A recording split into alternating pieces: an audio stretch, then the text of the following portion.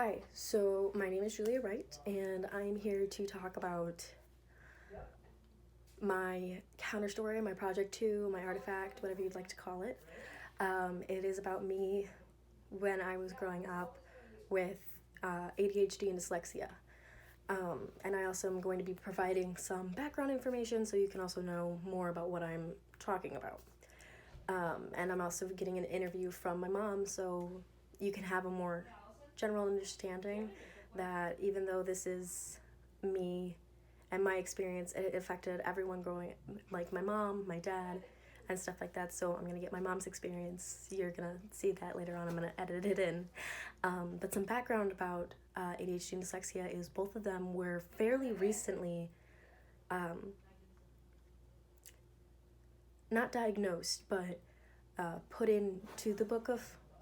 There's a book, I can't remember what it's called, but a book of learning disabilities. It was all in like the later half, I want to say past 1950.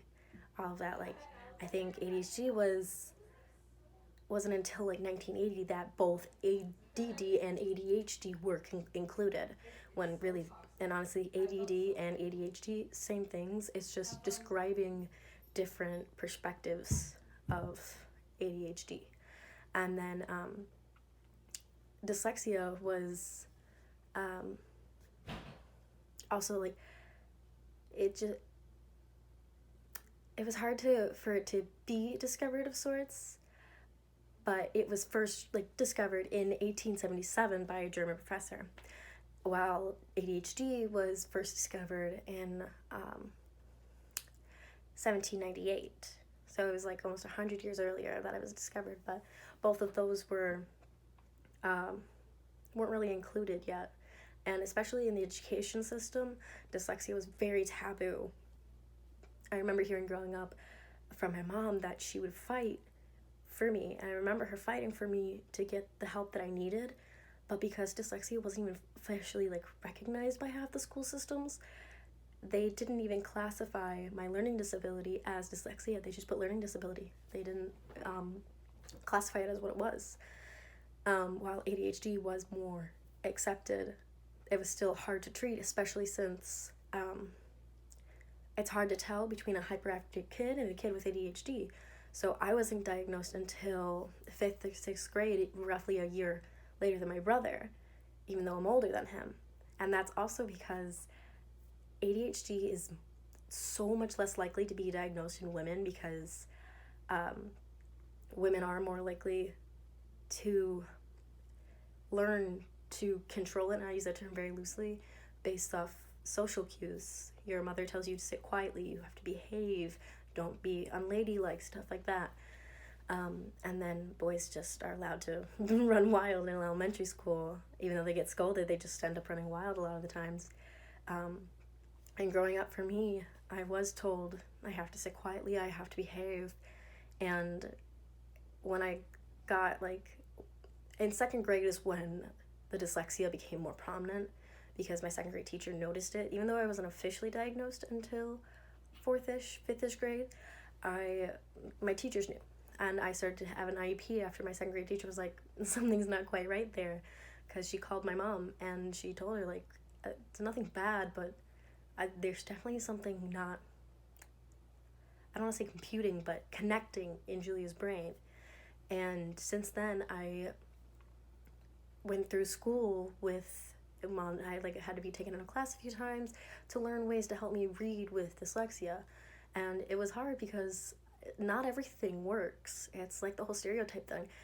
There are so many different ways for people with ADHD and dyslexia to learn how to work with their learning disabilities. For me, if I'm studying, I have to listen to music. If I'm trying to do a test or anything, music is so important because it helps me focus for some reason. We don't know why. I like saying it's because it's distracting for my ADHD brain, but it's so useful and helpful to have that music there. And then I also, in my IEP, I got time and a half, so I got extended time for assignments, homework, projects, and tests. I got extra time, which was really helpful because then it was like a huge weight off my shoulders with taking and doing all of that stuff, because sometimes I know, like, people always say, like, you have to, like, if you don't know a question, skip it and come back. I couldn't do that. It, like, if I skipped it, then I wouldn't know what I was doing, period, again. I couldn't do it again. And then I also got alternate location later on in high school, which was also really helpful because I'm stressing so much about taking a test that I'm starting to become even more aware of everyone around me. Are they judging me? Are they questioning me? Because I feel like it's obvious when I'm taking a test that there's something not quite right in my brain. But then all of this stuff really helps, but it doesn't always help for other people who have both or either one of ADHD or dyslexia, because it changes person to person. Everything's different. There will never be one right way. And then when I was a child was mostly when I had all of the struggles that I had. I never really told my mom about it or anything like that, or any of my teachers, but at first I was like, oh, this is cool. I have all of these cool tools and I get to leave class sometimes to go meet with this person. I was like, this is so cool. But then my friends would make fun of me sometimes I don't want to say they were bullying me, because it didn't feel like they were. It just felt like they didn't understand what I was doing.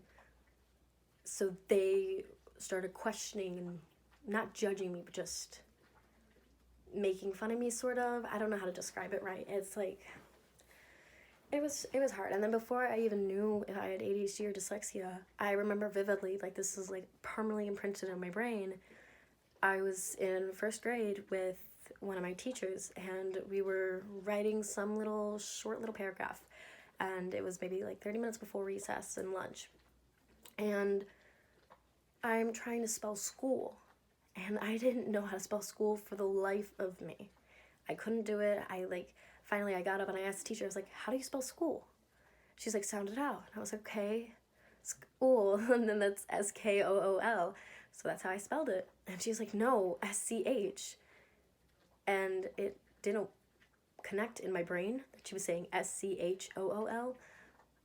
I thought she was just saying that's how you spell it. So I was like, oh, well, okay, that's weird. It doesn't sound right, but you're the teacher. You should know. And it was just hard with how everything was going.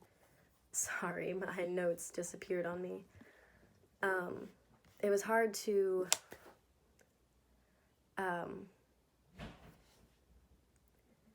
realize, like, what I was doing was wrong because I didn't know what I was doing. And my teacher just kept trying to give me the word without giving me the word. And that honestly made it so much more confusing. It didn't work with my brain. I don't know what it was, but it just did not compute. I couldn't, like, make the connection that she was trying to give me the first half of the word, and I had to fill out the second half. And finally, she got so mad and frustrated with me, she told me I couldn't have recess. She was just so mad at me. And I remember thinking, but I didn't do anything wrong. I don't know what I did. So I spent the time in the little square or whatever, sitting next to her, silently crying, and I had my head down and everything like that. And when she finally noticed that she was crying, she's like, Julia, the only reason you're here is because you just didn't want to learn. And I like, in my head, I was like, it's not that I didn't want to learn, it's the fact that I didn't understand. And this was all in first grade, before anyone even knew that I was different, sort of. I mean, there were always like these little tells that my mom, like, told me about later on in life. Like, before I went to kindergarten, a week before, I still didn't know my colors. My mom tried everything, and I just didn't know my colors. Finally, my neighbor gave us this little book, and I was able to learn my colors that way. But just basic things that a kid who doesn't have dyslexia, especially, is able to learn relatively quickly, I couldn't understand for the life of me, no matter how hard I tried. But because, like, we found out relatively early that I had dyslexia, I was able to work through and find things that did work for me. So when I first started to learn how to read, I had a bookmark. The bookmark was blue, and it had a yellow line in the middle, see-through yellow line, because my eyes would always move away. That was part of the ADHD part as well, mixing with the dyslexia. My eyes would always jump. So while the words themselves were confusing, my eyes would always move, so I couldn't understand what the words I was reading. So that helped me focus on what I was reading. Excuse me. And then later on, when I started to read bigger and bigger books, I found audiobooks because hearing it and reading it made it connect so much better. And later on, after all of that, I'm able to read relatively fine, but reading aloud is still one of my biggest challenges. I struggle with that so strongly. It's extremely hard for me. I try practicing, but still relatively hard. And it's because I have a kind of dyslexia called dysphonesiac. So it's basically hearing. What am I hearing versus what I'm saying, when I'm reading? Like there's some disconnect somewhere, and it doesn't always come out right. And then I also have dysgraphia. So especially when I'm writing, it's slanted, the words are mixed up, I've got uppercases in the middle of words and all this other stuff. And I honestly, like, if I'm writing, I will write, like, if I feel like I'm writing a sentence and it'll be, how do you do, my lady, or something like that. I will write how, uppercase, like how you're supposed to be getting in a sentence, but then my lady or do or something like that, I would capitalize the letter because I felt like I needed to capitalize it for no reason. I just felt the need to do it, so I would do it. And that was also a huge part of grammar that my teachers knocked me for when I was in elementary school. But it was hard because also not a lot of teachers understood or even knew what dyslexia was. So my mom would have to, every year I go to class, re-explain it to every like 3rd grade, 4th grade, 5th grade, 6th grade, 7th grade, just explain it again to the teachers. Like, she's trying to learn, but it doesn't always work like that. So I'm thankful for my mom for always fighting for me, because also, like I said earlier, dyslexia is not even like really recognized in a whole lot of school systems. It's taboo of sorts. They don't like talking about it. They don't like saying it. It's just there, it exists, but they don't acknowledge it. And that also caused a lot of turmoil because my mom had to fight to say, she has dyslexia. You need to help her because she has dyslexia, not a learning disability because she has dyslexia. Like, you have to be specific.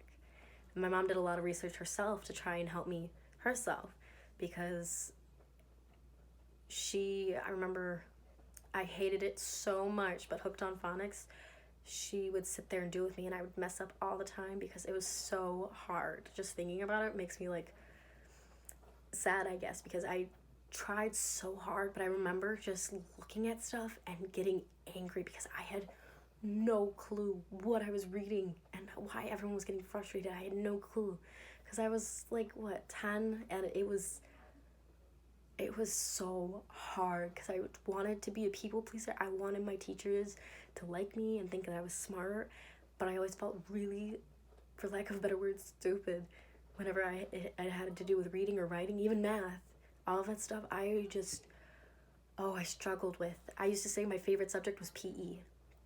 I hated it working out. I still hate working out, but I didn't have to write. I didn't have to read. I didn't have to do anything but just move my body, which felt fantastic. Part of the ADHD part, I guess. But it was hard growing up because everyone in my family, like immediate family, my mom, sister, brother, dad, none of them have dyslexia. And dyslexia is an inherited disease. And later on, I found out it probably came from my Uncle Bobby. He was never officially diagnosed, but it probably came from him. So my parents never really knew how to actually react or deal with it. My dad was more hands-off with it. My mom was more hands-on. She was dealing with everything. But everything she did to help me, she had to research because she had no clue. No one had any clue how to help me. I didn't have any clue to help me until I grew up and I learned, and I did trial and errors to figure out what helped me be a better me when it comes to learning. And it was, I still, I hate thinking about it sometimes, but I remember just crying sometimes in my room after doing homework because I knew I got over half those things wrong, but I still didn't know what I was doing. I tried, but it just never worked. And even, it was honestly the hardest in elementary school. especially second, third, fourth grade. Those were my hardest years learning wise because nothing connected in my head.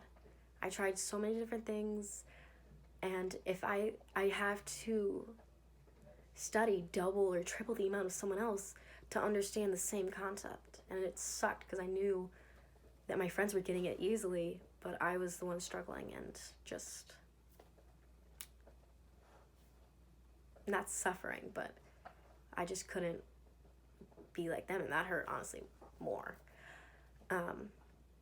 But while I'm talking about this, I'm going to cut to my mom and her little interview that my sister did, so you guys can get her experience and her perspective on anything. The questions I did write myself, my sister is just reading them to her, but these are things that I was curious myself too about when it comes to one of my mom's experiences, as well as just basic questions that you guys might want to know as well. Thank you. Adjust it. Okay. Can I have you say your name and relation to Julia? Hi, I'm Laura Wright, and I am Julia's mom. Great. And what are we doing here today?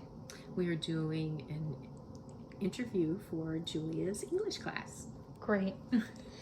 So, when were you first told that Julia had dyslexia or a learning issue, and by who? Very first time was at the end of first grade. Her first grade teacher just mentioned she felt Julia was not really writing as good as she should be. And then by the end of second grade, that teacher specifically said, no, she has a learning disability and she needs to get tested for that. I see. Okay. Well, what was your first reaction to that? It just explained a lot of things. I couldn't understand why she was struggling in school because she's so smart and she always, did puzzles beyond her years and she could figure things out. So it was a little bit like, okay, now I understand why she's having a problem in school. Gotcha. Okay. And when did you figure out or discover that Julia had ADHD? Were you told by someone or was it a self-discovery? A teacher specifically said it, and it was around fifth grade. The teacher mentioned that she felt she wasn't paying attention when they're testing, she's looking off and things like that. But then it started to make sense. I always attributed that to her dyslexia, not being able to do work, that's why she was distracted or not paying attention or pulling her focus away. But then in retrospect, it was both. I see. Okay. And how did you react to the fact that Julia had both dyslexia and ADHD? Well, it's a lot at one time to process, but I felt like it definitely opened my eyes as to why she was having the issues she was having at school, because as I said, she was always very bright, very young. She could solve her own problems. She would do puzzles and everything. So it just was that one piece was missing at school. I see. Okay. How did you have to adjust things around the house to accommodate for Julia learning-wise? Well, she had to be doing homework separate away from everyone because we had to bring out a lot of manipulatives and tactile things where she could touch or move, and her time had to be chunked. So she couldn't just sit there, for 1 hour and do it. It would be like half hour of doing work, half hour break, half hour doing. So it ended up, homework took a long time because we had lots of breaks. I see. Okay. And what was your experience with the school districts K through 12 and how they dealt with Julia's learning issues?